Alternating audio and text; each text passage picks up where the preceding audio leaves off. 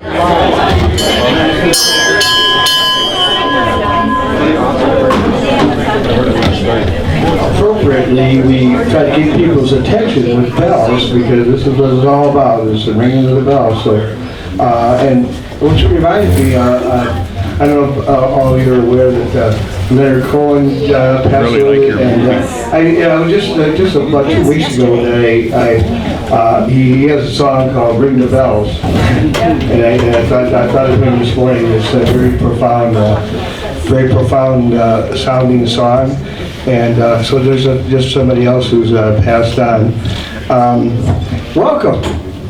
Welcome to our annual Armistice Day bell ringing, and we're inside, and it might have been, actually the weather's been so nice, but actually it was a little cool this morning. I think over the state capitol where we usually have it, it would have been a little chilly for a lot of people, but so we're inside at our new home at 4200 Cedar, and there's more seats in front.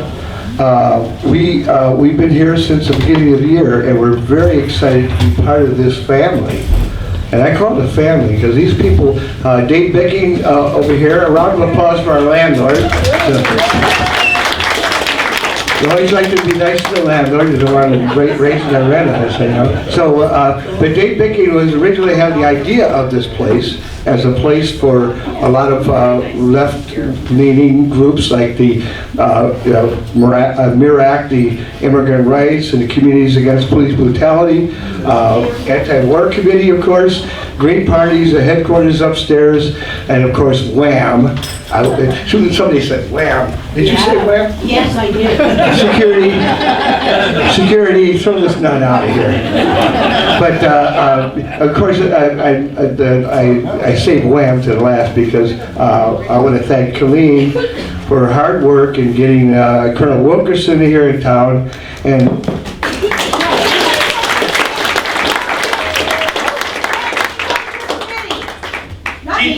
Chief 3 did it. yeah, the whole committee, just the one you hear.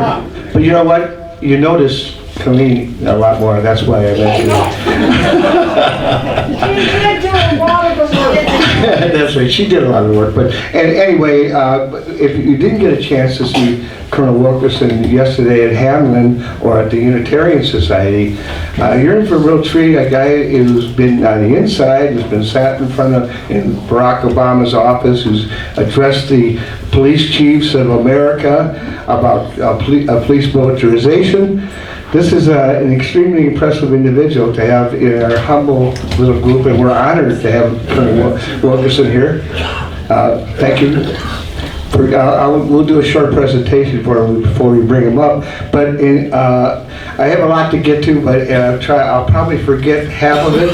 But we're going to start off while I collect my thoughts and have Bill McGrath is coming all the way up from Northfield to join us, and he will start off with a little song. Thank you. Great to be here.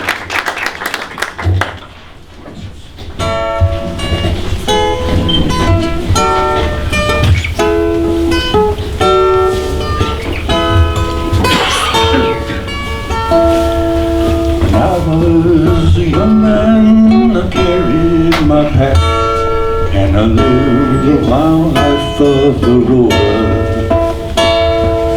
Breezed from the basin to the dust of the back. I waltzed my Matilda all over. Then in 1915 my country said, son, it's time you stop rambling, there's work to be done. So they gave me a tin hat and they gave me a gun. They sent me away to the war. And the band played Watching Matilda as our ship sailed away from the quay. And amid all the tears, shouts and the cheers, we sailed for Galapagos. How well I remember that terrible day when our blood stained the sand and the water.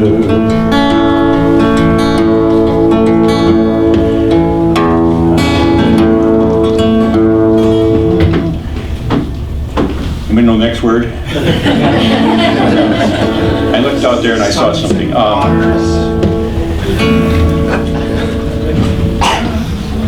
What is that?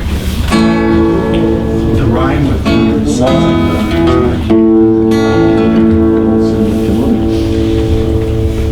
I'll get to it. I'll skip that. Yeah, I'll start over. How do I remember that terrible day where I was in the sand and the water?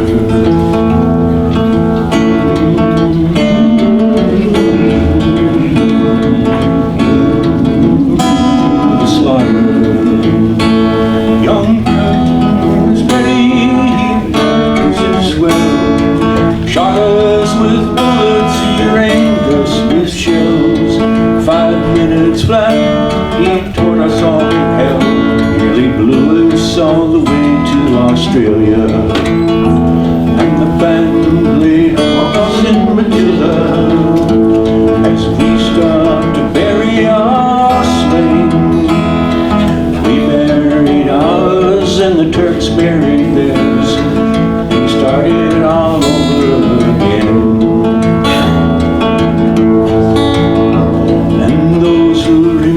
Did their best to survive in their violent dust and fire. And 7 long weeks I kept myself alive, though around me the corpses fly higher. Then a big Turkish shell beat our silver head, and when I awoke in the hospital bed, I saw what they'd done. Christ, I wished I was dead. Never knew there was worse things than dying. No more waltzing Matilda in the green dress, far and near. On the eggs, the man needs 2 legs. No more waltzing Matilda with me.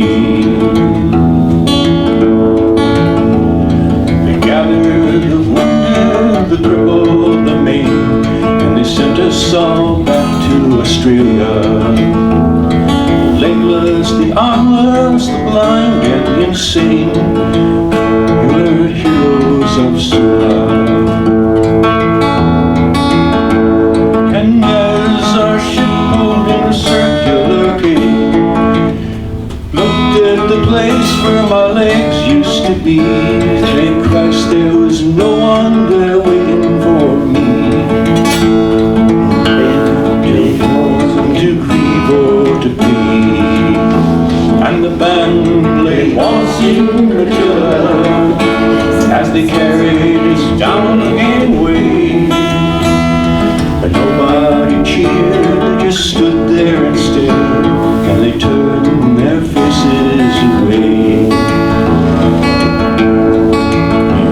Each year in April I sit on my porch and I watch the parade pass before me.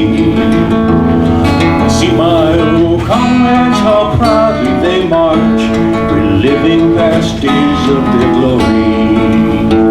I see the old men all bent and sore, forgotten heroes of a forgotten war. And the young people ask me, what are they marching for? And I ask myself the same question. And the band plays waltzing Matilda as the young men answer the call. But each year their numbers get fewer, so there'll be no one at all. Waltzing Matilda, waltzing Matilda, who'll go waltzing Matilda with me?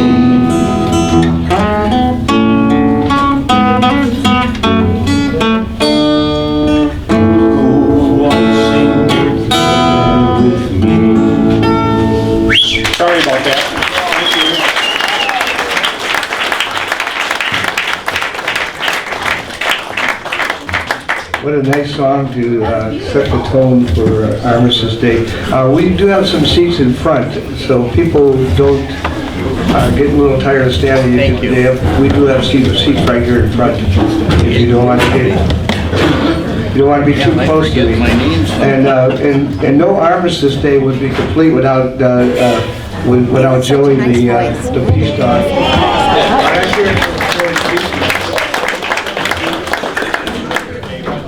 You know, Joey's been taking care of Wes for a long time. I suspect. I know, I don't even suspect. But we have a lot of literature on the table out here by the door. If you're not familiar with our group, you may notice the conspicuous absence of a national anthem being played. I was afraid that if we played the national anthem, there'd be so much kneeling going on. It looked like St. Joe's at 10 o'clock mass. And we'd have Bridget McDonald, the nun, over here in the front row, and then everybody, whatever the nun would do, of course, you would do too. She'd be the first one to be kneeling. But anyway, a little note of levity there. There are plenty of events going on tonight. I'm going to make this brief because Mike is going down to Mankato to be down with Jim Brown and the group down there at Mankato State with the bell ringing the program.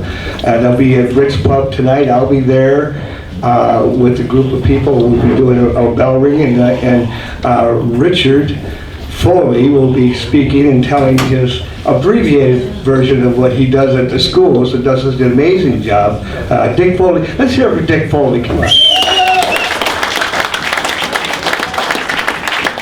And if you got today's Star's Review, you'll see his photo in that, and tribute to the veterans. A very young Dick Foley. Good-looking guy. You're a good-looking guy, then. But Dick goes around and speaks at Little St. Margaret's and Cretin-Durham Hall, and he's trying to get into more schools, and he's almost got a full-time job telling his story. And his story is a powerful one, and these kids write letters, and tonight he'll probably read a couple of letters from the kids, high school kids that are touched by his story. It's good stuff. So, and then at the Carondelet, in Bridget's neck of the woods over there by St. Kate's, they have a program and that starts at 7? 6:30. 6:30, okay. And the Bridge Pub thing starts at 6. And then at the Cedar Cultural Center, the troubadour, one of our great troubadours, Larry Long, is having a concert. And at the start of the second set, we will be asked up to ring our bells there. So if you didn't get your fill of bell ringing today, there's plenty of opportunities, and tell all your friends, right? So without further ado, because we really have to run a tight ship because we have to at 11 o'clock ring the bells, and Colonel Wilkerson's got a plane to catch. So without further ado, I want to briefly introduce Colonel Wilkerson. Was Colin Powell's chief of staff. He's a long-time military man. He's been on the inside of Washington. And people who are on the inside of Washington, like Ray McGovern and Daniel Ellsberg and Colleen Rowley with the FBI, are very dangerous people to the government because they've been on the inside and they're on the outside now and explaining their story. Without further ado, Colonel Wilkerson, and I want a short presentation for you when we come up.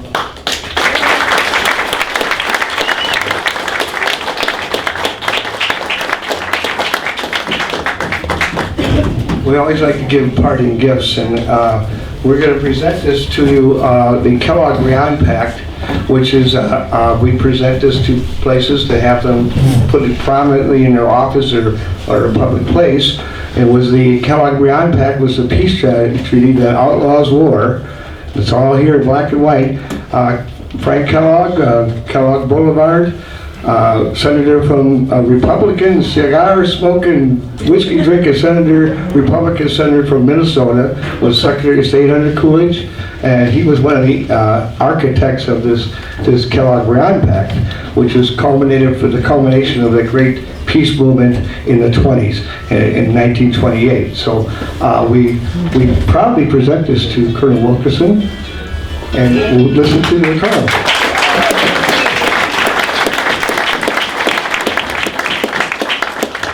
Thank you very much. and thank you for having me here. And I have to say thank you for that interlude before asking me to come up here, because I had tears in my eyes. I had 2 Australians in my unit in Vietnam, one who was seeking his citizenship through service, and the other one, a sergeant major, who used to get me Foster's beer all the time and tell me that it didn't really come from Australia. But John and I, on occasion, would get in our cups and we would sit outside the 3rd Squadron Officers Club, such as it was in Cu Chi, Vietnam. And after having a few Black Russians, John and I would sing that song. And I don't need to tell you what it's like commiserating with your buddies. Men and women in war don't fight for God and country. They don't say prayers in foxholes. Oh, maybe occasionally they do. What they fight for is their buddies on their left and right. General S.L.A. Marshall did a study after World War II and interviewed thousands of veterans. And I questioned them, and they said, yeah, I fought for my buddy. The buddy on my left, the buddy on my right, the buddy I'd come to know through some of the most strenuous and incredibly just defiant activities in the hedgerows and elsewhere in Europe after the Normandy invasion. I fight for my buddies, and that's what veterans do, which is why it's so disturbing to veterans to learn, for example, that in today's armed forces, a woman serving for 3 years has a 1/3 chance of being sexually assaulted or raped. And the man has 1 chance out of 10 in undergoing the same thing. How have we gotten to this state? You might ask yourself. I do every day. Well, we've gotten to this state partly because we have let the armed forces, those people whom we are celebrating this day, I'm commiserating for this day, we have let them become a part that is separate from us. They are not really a part of our community anymore, except as we stand in the airport in Atlanta and clap our hands and thank them for their service, and our guilt thusly assuaged, walk away. That's what we have done, and that's what in particular is dangerous for this republic. We are pushing this military into a mercenary status away from the body of the people, and they are enough of the people that they are very, very affected by this. The ceremony that we had at the Unitarian Church last night, an old Lakota Sioux ceremony, as I recall, indicated how warriors used to be accepted back to their communities when they came back and were wounded or hurt or in some way mentally disturbed or in any way not a part of that community because of what they had done, and then the community spends all this time and effort bringing them back into the community, making them sure that as the veteran comes off the gangplank from Gallipoli, that the faces don't turn away, that in fact the faces are looking right at them and saying, what can we do for you? What's your story? What can we do for you? How can we help you? We've lost that. Very few places do that anymore. And one of the reasons, and it's understandable, it's, as an academic, I have to say it's understandable, is the wars we are fighting are nonsensical. They make no sense except for the less than 1% that make the billions of dollars off of them. And you think your soldiers and sailors and airmen and Marines and Coast Guardsmen in the reserves and in the active duty forces don't intuitively and some of them intellectually understand this? They do. The most common refrain I hear from a veteran today, wounded or otherwise, and almost all of them are wounded up here, is 6 months through it, 2 months through it, my second tour, wherever, I ask myself the question, what am I doing here? Why am I here? I am not defending liberty like my president says I am. I'm not defending democracy like my president says I am. I'm not here to keep the American people safe, like my president says I am. I'm here to kill people for the state, and the state has gone mad. This is privates, this is sergeants, this is lieutenants, this is captains. That's their message when they come back from their 4th tour in a war that the rest of the country doesn't even recognize.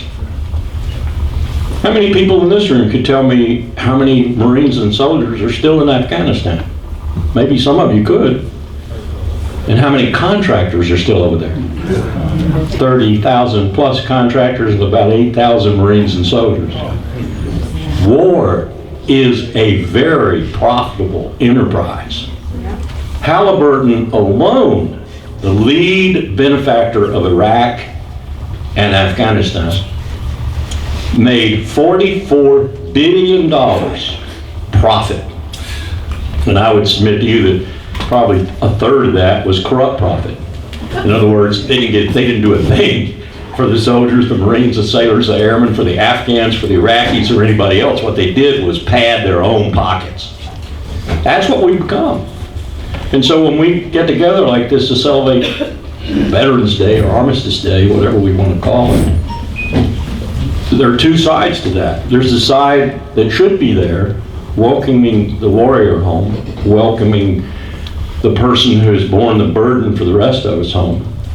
But there's the other side too. When he looks at us, she looks at us, as they all would if they could, and say, where were you? And why did you send me? That's a very important question.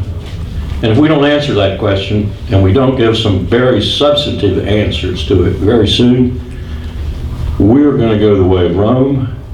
We're going to go the way of the British Empire, every empire that has ever existed. And then the question becomes, how bad will it be? How much catastrophe will accompany that? I'll just give you a note from history. The bigger the empire, the bigger the catastrophe. And we, in many respects, are the biggest empire the world's ever seen, in almost every dimension. Big empires fall bigly. So on this Veterans Day, at least give a footnote, if you will, of thought to that, as well as to the status and the state of these young men and women who constitute less than 1% of this 330 million country, and yet for 15 years have been bearing the burden of the state's decision to use war as its principal instrument in the world. Thank you.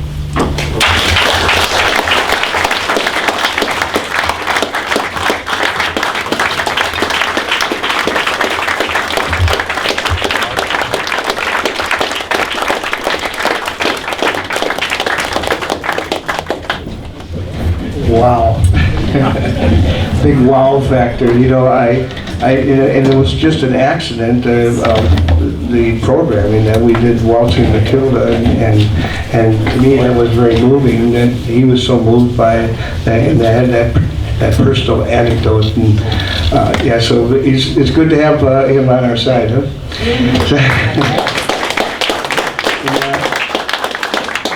These are really profound times. They're very profound times with the election and what's going on in Standing Rock, and we have a couple of people that in the room that will be going to Standing Rock fairly soon, right? After this programming, and then we'll have more people going up there on Monday. Bruce is going up there. When are you guys going up? Tomorrow morning, and with Mike Harrington. And Mike is drove all the way from Nashville in what, about 5 hours? To be with us. And anyway, there's a lot of people to thank for this gathering here. And what do you have? Well, I'm not taking questions. I want Colonel Wilkerson to repeat what he said last night when he was in Walter Reed Hospital. Oh, the Walter Reed Hospital? No, yeah, when he was there, the oldest, there were thousands of vets there being treated. The oldest vet that he came across was 32. Yeah, that's an important fact, yeah. I don't know. Thank you. Well, yeah, you didn't tell that story, but you know what, as a matter of fact, 32 years if you go old. on Vimeo, at vimeo.com, and the number, we have these on the table out there. They have the, Bill Sorum videoed this whole program yesterday, and you can see the entire Colonel Wilkerson and Chris Antle, who was really, really profound in his own way, who's the former chaplain who resigned his commission. He gave a sermon when he was in Afghanistan that was not appreciated by the military minds there, and he got a lot of pressure, and he finally ended up leaving the military, and he was very good too. Chris was great. But anyway, video.com, and if you want to write this down, I don't know, but it's... everything, please. Okay, I'll say it very slowly here. Video.com, 191 Video? Vimeo. What do you say? I said spell it, please. Give her a piece of paper. There we go. We all got that covered. Vimeo.com, 191-08-7467. Got all that? All right.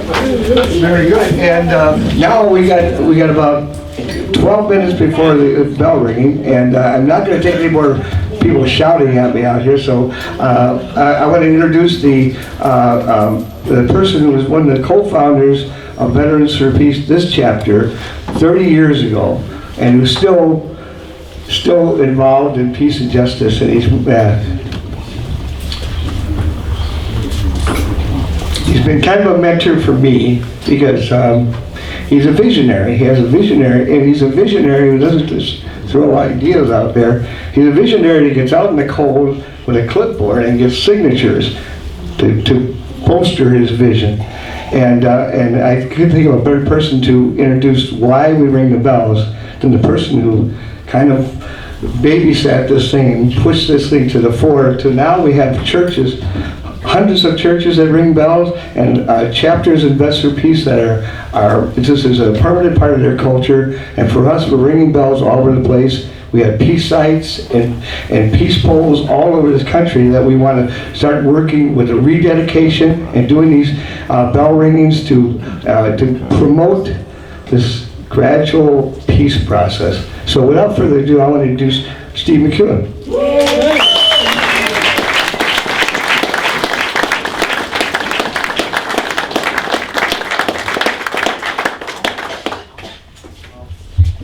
Well, I hadn't planned on talking this long. I was really glad to hear the Colonel speak. Where's Colonel Wilkerson at? Okay, I was really glad to hear him speak. And how many of you seen the op-ed in the St. Paul Pioneer Press yesterday? Well, geez. That the Colonel wrote. It was very good, and I'll just say a little something about that before I speak further about Armistice. What he said was, to start it out with, he was at Walter Reed Hospital, and this is just part of what the article was about. But he said he was visiting somebody from Afghanistan, wasn't it? That was an amputee. And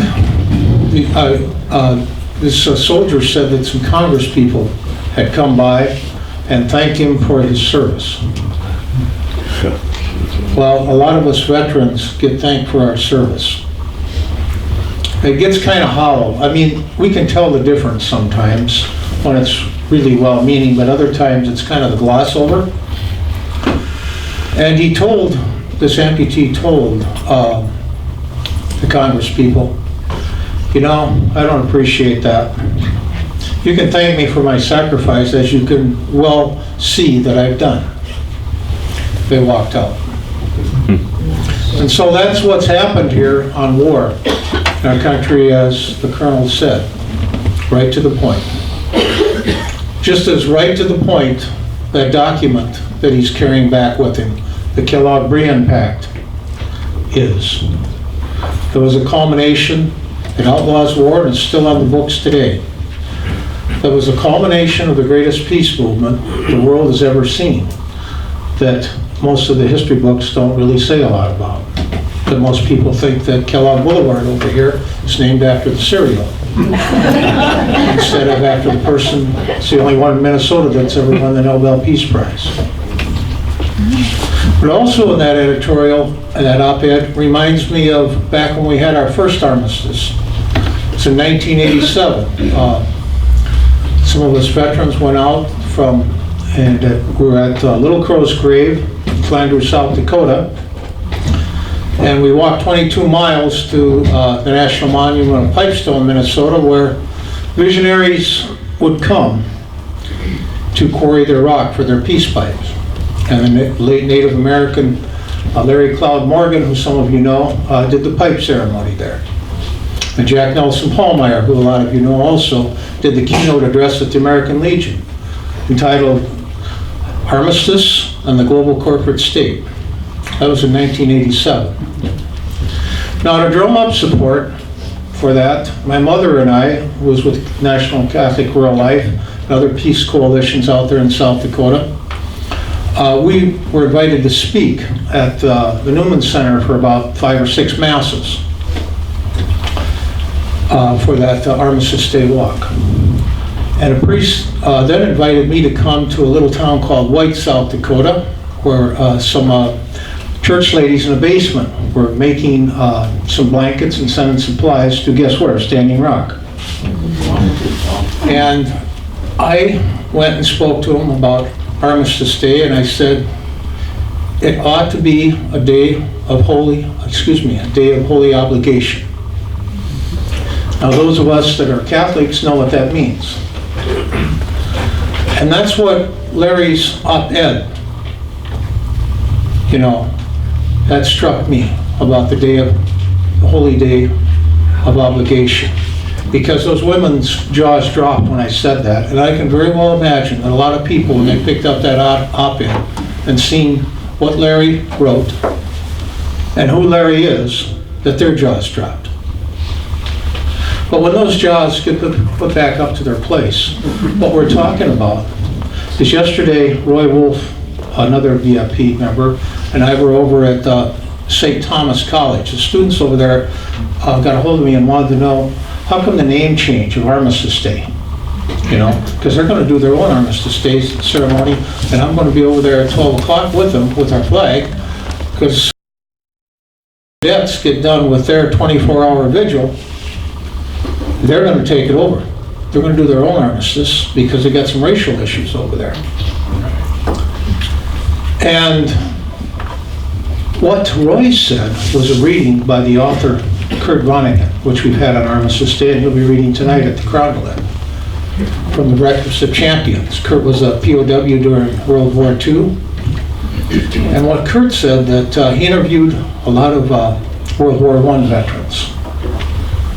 And he said that on that day, which was his birthday, by the way, Kurt Vonnegut's birthday, the 11th hour of the 11th month, the 11th day, that the butchering stopped. This butchering with the blood, the corpses, the rats in the trenches, it stopped. And there was a silence on that battlefield. And that silence, he said, these old men said, that was the voice of God. And he said that Armistice Day was sacred. Veterans Day is not. And so this is what I mean by the holy day of obligation. This is what's going to integrate us back into what Larry said, of what reintegrating the people, our veterans, back in. And what he's holding us in there, the Kellogg Green Pact, if we have a defense policy based on that, this is the way that we're going to truly honor those people that fought the war to end all wars. As Martin Luther King says, our choice before us is non-existence or non-violence. So right now I'll close on that. I know it's 5 minutes to 11, but I would like Bruce to come up. I'd like him to show his bell right here and talk a little bit about it. We had a sculpture, Gita Gay, I don't think Gita's here today, from St. Paul, come to our veterans group here, what was it, about 3-4 years ago? When we were at St. Stephen's Church in the basement there, and she wanted to know what she could do for Veterans for Peace to help us out in our message. And I said something, I said, well, we've been trying to ring these bells at churches, and I had talked to the pastor there at St. Stephen's, and he said that, yeah, I'd love to ring the bell. Got this bell tower up there, maybe now we'll get a bell up there. Because the bell was melted down for the war effort in World War I. As a lot of bells were. But that's the biggest casualty of bells in the world, is war. A precious metal. So, Bruce? Well, I just want you to say a little bit about how you made your bell, and let's look at this bell. The whole process with it. Yeah. I actually didn't know that I was going to speak like this. Well, first of all, many of us actually were at this point where, well, we're going to do something a little bit unusual or different, and anybody who was willing to want to do this with Gita in her studio. It took us a while to get to that point. Like maybe about 3 or 4 months actually before we even started to do anything, because her studio needed to get up to speed in order to actually make these. And then she used the kiln and whatever else that she needed for this particular project she's using at this point. But several of us, I think maybe up to 11 of us, I believe. They're not all here, but we were able to actually put it together over the winter months, and then we actually did most of the forging and putting it all together in reverse. It was a difficult process. We all sat around and we learned about each other so well. So talk about soldiers and Marines, whoever they all are, that whatever name you give them, we ourselves were sitting around tables talking as we actually designed our personal way of expressing how we wanted to do it through our bell, and everyone's was totally different. But as we spoke together, it was like we came together in such a great way, and I've learned so much actually by that particular project that we got involved with. And then when we actually got to the point where they were finished, and though, like mine's a little bit thick, it needs to be reamed out a little bit so it rings differently, and it wouldn't be so heavy, and having one arm and I have to hold this. But I'm going to ask Mike to hold it when we do ring it. We're getting close to time, so I think might as well take it. Okay, 1938, Congress actually passed a law. By the way, World War I wasn't called World War I until we had World War II. Okay? Congress passed a law in 1938 for Armistice Day to be set aside as a day of peace. Well, now we have Veterans Day. 1954, that was changed. And of course, the focus has changed to flyovers, the 21-gun salute. And we do this ringing of the bells when it's our time to go, to honor that veteran, for their service. Not service, sacrifice.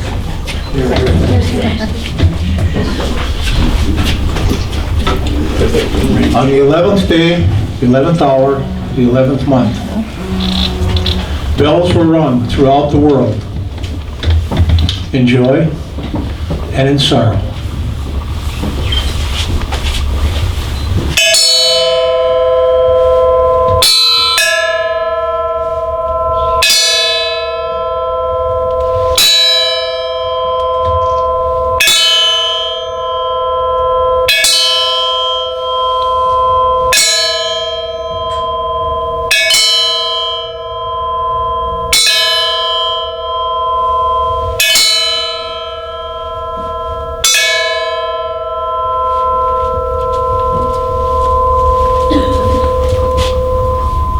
War had had its day. Let's work towards that end.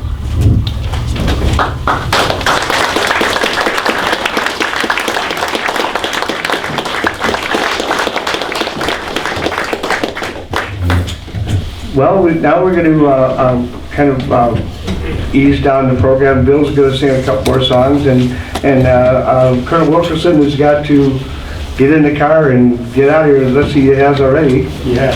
He has already. The colonel's up the building. He's on his way, but anyway, I was going to say something on his way out, but hey, say la vie. So anyway, that was really actually, people always ask me, they say, well, what are you thinking about when we ring the bells? And I said, I'm thinking, 1, 2, 3. I gotta take my shoe off. So that's a profound thought that I'm thinking. But anyway, it's a beautiful way to bring the idea of war and remembrance into a very quiet and profound place. If you go to other ceremonies that are going on today, they'll be firing guns and saluting the flag and being very military, and and there's a lot of pride in that, and I'm not going to denigrate that, because they are remembering things, and it's very profound too. But there's a little bit of dose of promotion, of recruiting going on there with all this hoopla. So we've tried to keep it as simple and quiet. I think we've had a wonderful program here, and I wanted to point out a couple of special people here today. Jim Steinhagen made it here today.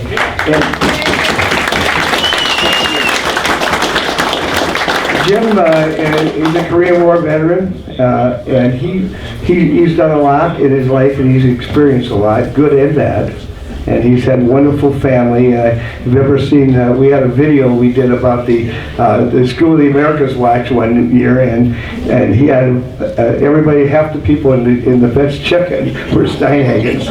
It was like, how many Steinhagens do they have here? But Jim has been, his person has been a strong backbone to our organization for years, and because he's getting older, and his health is a little tougher, so it's good for him to come here and to see Bill, see him. And I looked at Bill Habernack and I said, Bill, and thank you for coming, Jim. Thank you. So, I can sit here and just talk all day, but I won't. And without further ado, we'll have Bill McGrath. That last song that I did was by Eric Vogel, and this song is also by Eric Vogel. And on that last song, I looked out the window when there was a man in a bikini walking down the street. And I'd forgotten that I was in the Powderhorn neighborhood. The May Day parade never really ends.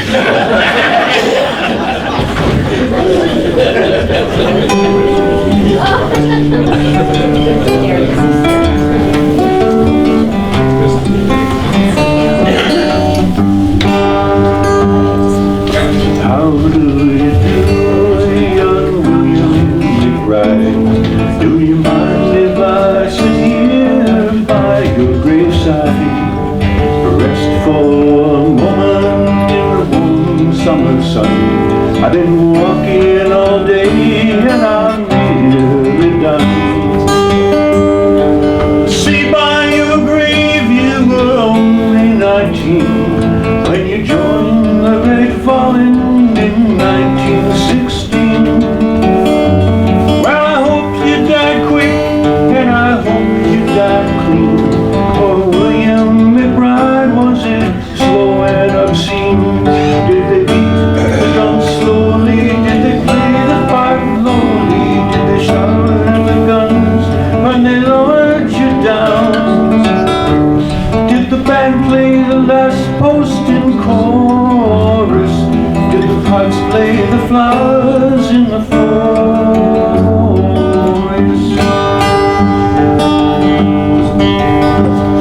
Did you leave a wife or a sweetheart behind? In her loyal heart is your memory enshrined.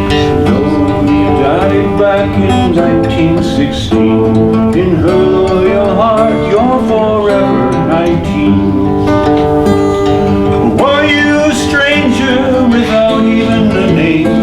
Your image preserved behind some old glass pane. In an old photograph, torn, tattered, and stained. again? Did they beat the drum slowly? Did they play the pipe lowly? Did they fire the guns as they lowered you down? Did the band play the last Boston chorus? Did the pipes play the flowers in the forest?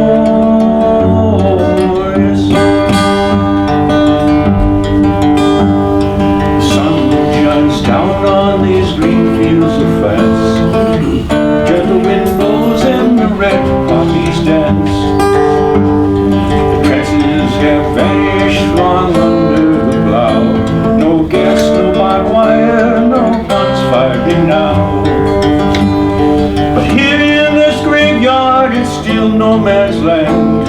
White crosses in rows stand in mute.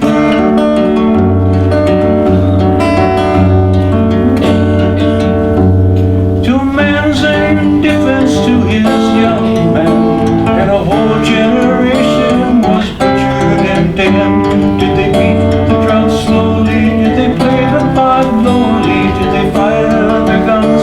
Have they lowered you down? Did the band play the last Boston chorus? Did the pipes play the flowers in the forest?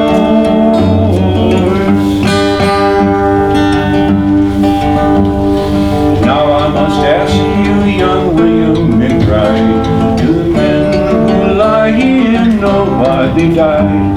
Did you really believe when they told you the cause? Did you really believe that this war would end war? The suffering, the sorrow, the glory, the fame, the killing and dying, it was all done in vain. For William McBride it has happened again and again and again and again and again. Did they beat the drum slowly? Did they play the pipe lowly? Did they fire their guns as they lowered you down? Did the band play the last Boston chorus? Did the pipes play the flowers of the forest?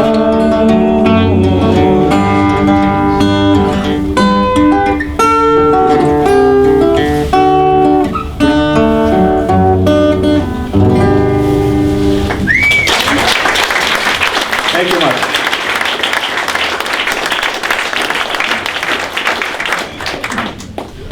Quick announcement here, there's going to be a demonstration at the Governor's Mansion at 3. Standing with Standing Rock against police brutality and what have you at 306 today in front of the Governor's Mansion. And also Tuesday, people, go to the gathering at the Army Corps of Engineers that not allow that permit. They're actually at the river. That pipe is actually at the river. They're ready to go. As soon as they get that permit, then they're full speed ahead. So it's very, very critical right now that we go to the Corps of Engineers and gather there to have them not allow that permit. But also the police brutality, militarization, our tax dollars sending police over to North Dakota. That's 306 today to protest that. Tuesday is where? Tuesdays at noon. Tuesday at noon. Is it the Corps of Engineer address? Yeah. Louder, please. Could you go to the mic, Barry? I thought it was 5th and Jackson in St. Paul. Yeah, East 5th Street. Yeah, 5th and Jackson, St. Paul. 5th and Jackson, St. Paul. What time? At noon on Tuesday. Noon. Yeah. Okay. So you know what? I tell you what. You could literally spend like the next week and a half just going to things. It's pretty awesome, It's pretty awesome. But I mean, it's great. I mean, that people are getting out and become involved. And I think if nothing else, the election was a wake-up call for people to get out in the streets and not just say, "Well, go get them, Dave." I mean, we need to get out there and do this thing. And before we, Bill ends with last night we had things straight. He's got lyrics he's passed out for in case people don't know this by now. And one quick note, I don't know if we have any leftover bagels. Do you have any leftover bagels? So I have some little brown paper bags, and it just kind of came to me on the way to here that if we have leftover bagels, to put some cream cheese on them and put them in little brown paper bags. And when you go out the door, and then when you see somebody standing there by the side of the road and you give them $1, just give them $1 and a bag of bagels. And I think that would be just an idea. So the brown bags are over there, bagels are there, cream cheese is there, beans. So now, without further ado, we're going to end the program with a song that is so appropriate to the Armistice and the Kellogg Briand. Last night we had The Strangest Dream. And here's a few more lyric sheets I'll pass out, and you guys are going to do the singing. Here we go. We got a couple singers. We got a couple. Yeah, for sure.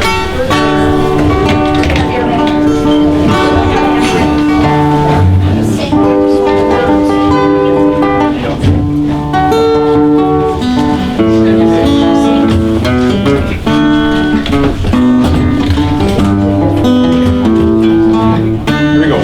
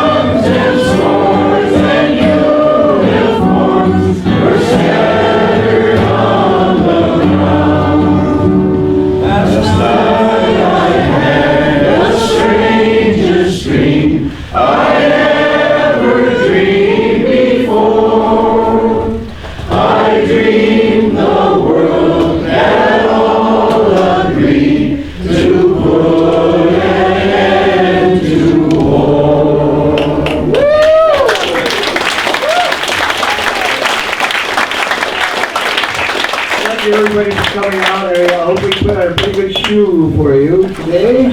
So enjoy, get out there in the streets. We got to get involved. We got to get out there and get involved. Thank you, Dave.